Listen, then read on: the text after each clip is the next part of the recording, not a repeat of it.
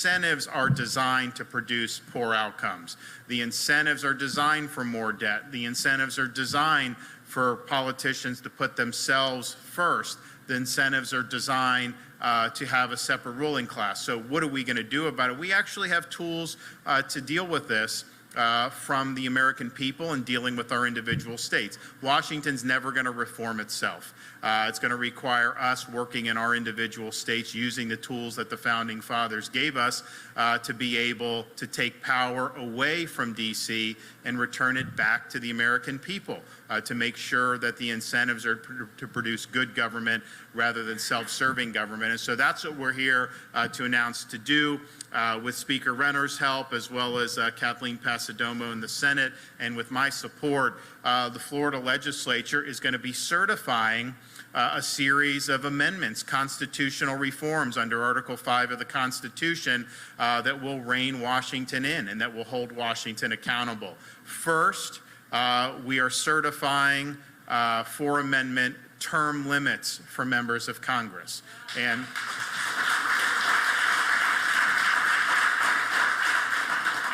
And this is something that's long overdue. We have it in Florida. You know what? It works in Florida because people have a limited amount of time. Their incentives are to make a difference, not to stay in office for 30 or 40 years. And so being able to do that, Congress will never do it itself. We have the ability through the states to impose that on Congress, and that's going to make a big, big difference. You should go, serve for a limited amount of time, and then live under the laws that you'd passed. I think people would probably approach things a little bit different. Second thing, many states have it. Florida's one. There's others that do. And I would say that Florida's production is much better than the states that do not have it. Second reform is a requirement for a balanced budget at the federal level. We have that in Florida. We have to balance our budget every year, so you know going in that you have to get this done. You can't just put it on the credit card. Right now, the incentives are to put things on the credit card. That's the path of least resistance. That's how these guys stay in office longer. And who ends up with the bill? Well, it's future generations. And 34 trillion, 35, I don't know when the breaking point is, but at some point there is going to be a breaking point. And so why not rein in the big spenders, force them to make decisions? Most states have balanced budget requirements. There's no reason why the federal government should not as well. Third thing is you should give the president what I have as governor and what many governors have, a line item veto. If they put a massive spending bill on the president's desk, you should be able to veto individual line items. Just think how much pork you would be able to veto out of there. You could save hundreds of billions of dollars just by giving that line item veto. And so that's something that was actually passed in statute back in the 1990s. It was overturned by the U.S. Supreme Court. They basically said you had to do it through constitutional amendment. So we're now proposing this line item veto be done in a constitutional reform. And then finally, we want an amendment that says very simply that Congress shall make no law respecting the citizens of the United States that does not also apply to members of Congress themselves. They should not be able to exempt themselves. They should not be able to function as a separate ruling class. And so the good thing about all those reforms is, you know, it's not Republican, Democrat, Independent. I mean, if you ask people, should there be term limits for Congress, you get support across the board. Republican, Democrat, Independent, male, female, black, white, it doesn't matter. People believe that you should have term limits. If they say, should they have to balance the budget like Florida and other states, most people are going to say yes. Should they be able to exempt themselves from laws? No, of course not. People will say that. I remember when they did it on Obamacare, and even when Biden did the executive order on the COVID vax mandate, they exempted Congress from that, and you just think to yourself, I mean, give me a break. So these are really good reforms. It's using the tools that the Founding Fathers gave us to be able to reclaim this government for we the people. Because on our current course, I don't think you're going to see very good changes absent changing the incentives. And so these are the types of reforms I think the Founding Fathers would have looked kindly on. They recognized that states needed to be able to make these proposals because there was going to be times when the nation's capital was not going to be willing to reform itself. So I appreciate Speaker Renner stepping up. Florida had certified the term limits and the balanced budget amendment in the past. We want to do it again. We want to get this back on the front burner. We want to work with other states around this country to be able to use the tools that we have to rein in this out-of-control ruling class in D.C. So my hat's off to the Speaker for doing it. I look forward to working with the legislature so that they can bring this through this legislative session, and then we'll work with other states that want to work with us to be able to really put the people first for a change. So right now we have Speaker Renner is going to come up and say a few things, so why don't you come up here.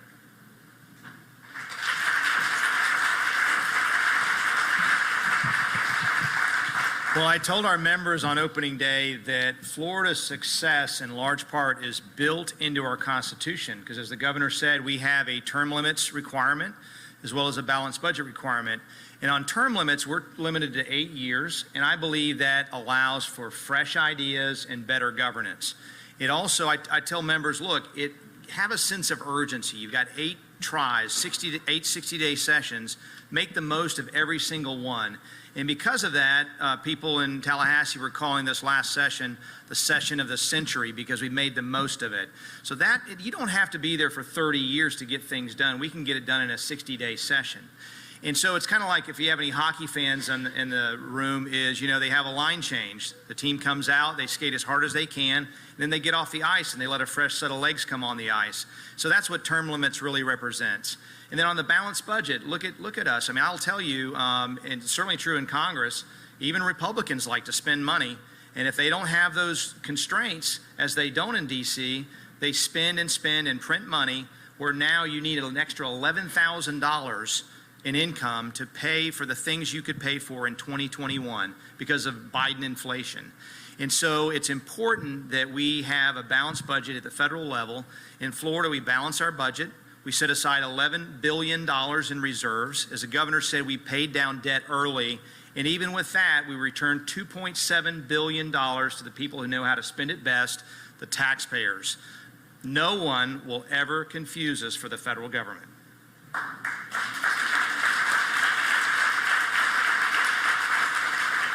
And I can say out loud as a legislator, when we talk about the line item veto for a governor, look, we're busy in that 60 days trying to do the best things we can for the public safety and education. Do turkeys slip through the budget process? Are bad spending measures, do they slip through? Absolutely they slip through. And that's why you need a governor like America's greatest governor, Ron DeSantis, to be able to look at those and say, look, we've got to pare back. We're doing that with our initial budget this year, and with the governor's leadership, we're going to make sure we get back to those pre-COVID levels and make sure that we send a signal to the rest of the states and the federal government that they should do the same. And then, of course, we don't legislate for ourselves exemptions that we impose on everyone else, but by God, Congress ought to do that. So these are 4 measures that can really, truly help rescue our country. I appreciate the governor's leadership on this issue, and we're going to get it done. Thank you, guys, and God bless you.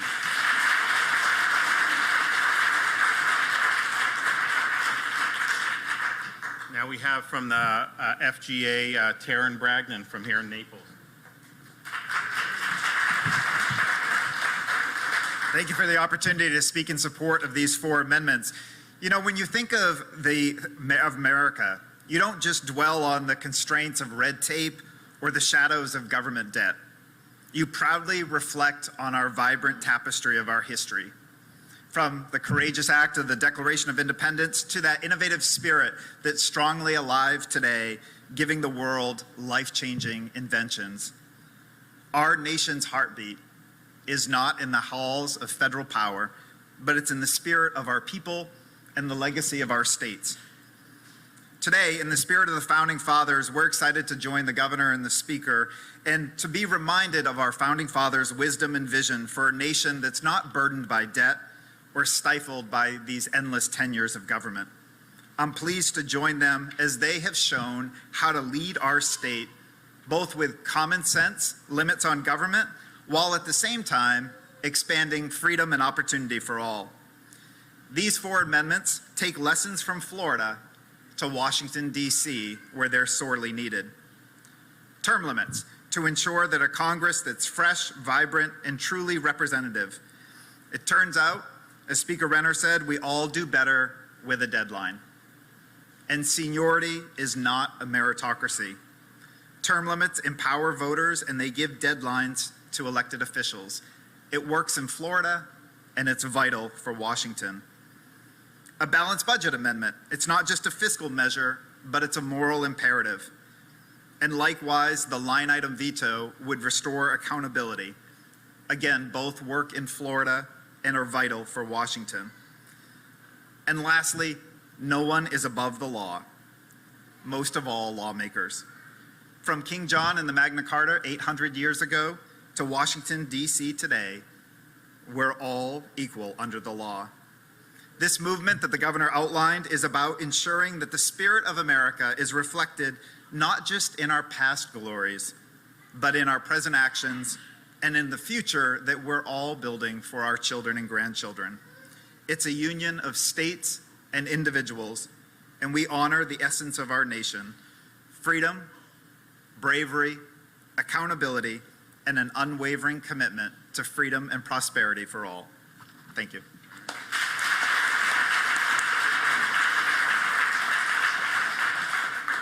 Well, I appreciate that, and look, we're excited. The speaker mentioned about really doubling down on fiscal responsibility.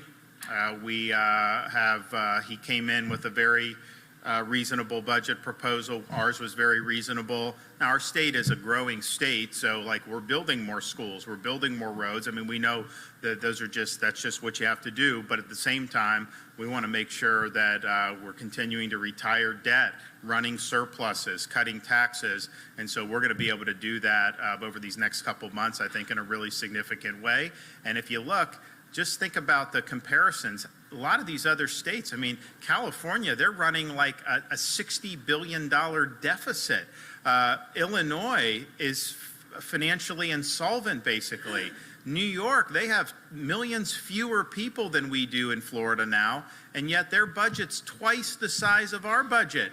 And yet, if you look, we have better infrastructure, roads, services, and education. Where is all that money going? Our state government per capita, the number of state employees is the lowest in America. So we're doing these things with a small footprint and respecting taxpayers and making sure that the state is solvent for the long haul. And it's one thing to get through a legislative session, get through a budget season, be intact, but you're looking at 20, 30, 40 years down the road, and Florida is built for the long haul. A lot of these other states, their problems are only just beginning because of a lot of the bad choices they've made. So I think people here can feel good that we're in good financial shape, good fiscal shape, and you've got leaders in the legislature and then me as governor that are going to ensure that we continue to hold the line there. So I'm hoping that these proposals, that these amendments, that we'll be able to work with some other states to be able to get a critical mass here. I don't think there's anything that we're proposing that very many people would oppose. I mean, you always have people with their different views on some things, but these are really, really, I think, broadly appealing reforms. I think they're long overdue. And I think that they represent appropriate corrective measures to the ills that we have been witnessing in Washington, D.C., not just over the last few years, but really over the last many decades. Okay, with that, take some questions. Yep.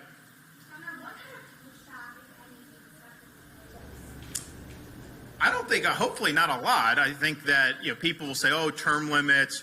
They'll always come up with rationales as to why. Some have said it lets the lobbyists run the show.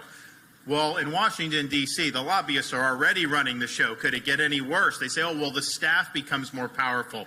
Most of these big spending bills that are thousands of pages that nobody reads, those are written by staff. They're not written by the members. And so I think all the things people will point to as a problem with term limits, that's already happening right now. And so I think term limits would create a really positive movement on the way forward. And look, people will say, well, people can vote who they want to vote in. The problem is with the benefits of incumbency and the way the system's set up, once you're in, you can stay in because of all the things that go into even getting elected. Term limits, it forces the turnover, forces new blood. It's been very good here in the state legislature. I mean, if you look at like Speaker Renner, he knew he had 2 years to be Speaker. That's it. So you either make the most of it or you don't. But you're not going to be governing in ways where you're trying to stay in office for the next 20 years because you're not. You're going to be gone. And I think it creates really, really good incentives. And the proof's in the pudding. We've governed well here. Our fiscal is great. It's not the same with Washington or some of these other states. The president said that the U.S. will respond to the death of the 3 service members. How do you see this ending? Weakness invites aggression. And Biden has been weak since the day he took office. He gave Iran a lifeline with massive reliefs and sanctions. Of course, they're going to use that to do things like fund terrorism. And what's happened is I think his weakness has continued to embolden countries like Iran and terrorist groups. And so now they've been taking pot shots at our troops for a long time. This is not the first attack on U.S. troops. I mean, they've done 150, almost 200 attacks on U.S. troops with very little response. Well, if they can get away with it, of course, they're going to continue to do it. A strong president would have that marker down that if you mess with U.S. service members, you're going to have hell to pay. Right now, our adversaries do not believe that's the case, and so they're going to continue doing this. But, those 3 service members should not have been killed. It's a result of a failed policy. And so I don't know what he's going to do going forward. I think that he's been lackluster on all these issues. But the reality is our troops are in harm's way. Our troops, he's inviting attacks on our troops because of his weakness, and that's wrong.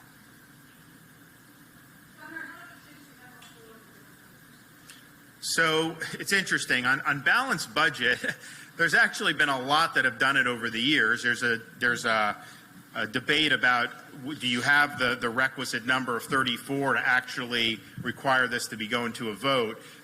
Different states have passed different language, but a lot have done balanced budget. I think what we're going to do is try to streamline that. Let's make sure who definitely has done it, who may have done a proposal that's maybe a little outdated, and see. Florida has already done the term limits about 10, 12 years ago. There's other states that have done that in the intervening time. I think the Speaker wanted to do it again, and I think this is right, is because, okay, let's get the spotlight back on this. We have some states that have done it. We're going to do it. And now let's take this case to some other states and say, wait, what did Florida just do?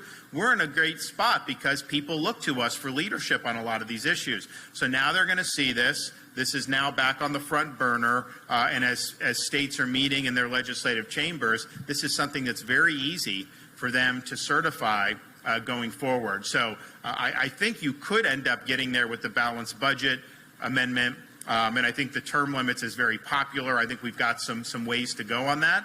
But it's not a tough sell, and it's not a partisan issue. And it has appeal across any demographic line or partisan line you can do. So let's do it. Let's get this done. Let's stop complaining about Washington and do something to restrain Washington for a change.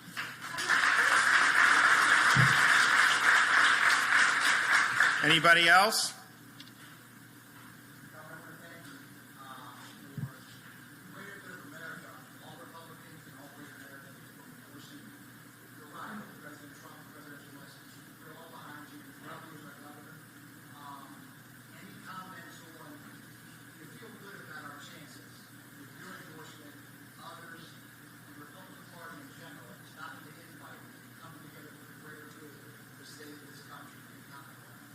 Well, obviously, I wouldn't have run if I didn't think my chances were the best on all of this. So I may not be the right guy. But look, I mean, you have, these things happen, and ultimately it's up for candidates to be able to, to go out there and make the case, going forward. I think Biden's been a failed president, but I also thought he was a failed candidate in 2020. And I didn't think that there was any way, but yet, here we are. So I think we live in some strange times, and that's just the nature of it. But ultimately, it's not just, the person with our jerseys in or not in. Yeah, that's fine. But it's like, are you going to deliver and actually fix all these problems that are there? Because we've talked about these problems for a long time. We've been talking about the debt for a long time, and it's gotten worse under both Republicans and Democrats. We've talked about the border for a long time, and yet we still are dealing with it to this day. So we've talked about the growth of government, and yet government has continued to get bigger regardless of who has been in charge. So I think the time for talk is over. We understand that. People have been talking for a long time. And the question is are we going to actually be able to turn the ship around? And that's going to require strong leadership. It's going to require a plan to get this done. And it's going to require that we win a lot of elections all across the country for House and Senate that we've not really shown as Republicans an ability to win in recent years. And so there's a lot riding on this. I think Florida has shown a way where you can be very successful through bold leadership. But we're just one state of many, and there's going to be a lot of different races going on all throughout the United States of America. But we'll make sure, it's interesting, Florida, when I got elected in 2018, we had almost 300,000 more registered Democrats than Republicans, and we had never had more registered Republicans than Democrats in the entire history of the state. 2022, November, that had flipped to 300,000 more Republicans than Democrats. And that was a pretty significant movement to have 4 years to go from negative 300 to positive 300. And yet since the election of 2022, which was, a little bit, year plus away ago, we now have close to 800,000 more registered Republicans than Democrats. So that's another 500,000 net gain. And it's not all that there are more Republicans signing. Some of that is, but some of it is just people have dropped off the rolls and all this stuff, and you're doing that. But that is a really significant movement. And I think on this pace, we probably by November will have a net 1 million more registered Republicans than Democrats based on where we've gone so far. So I think that's something that's really, really positive. But it just shows you that's what leadership does. People, they are going to gravitate to good results. And we see that in the migration patterns. We also see it in the party change patterns. So we're going to continue to do that. We'll have a lot of good results this legislative session, and Florida will continue to lead the way. Thanks, everybody. God bless.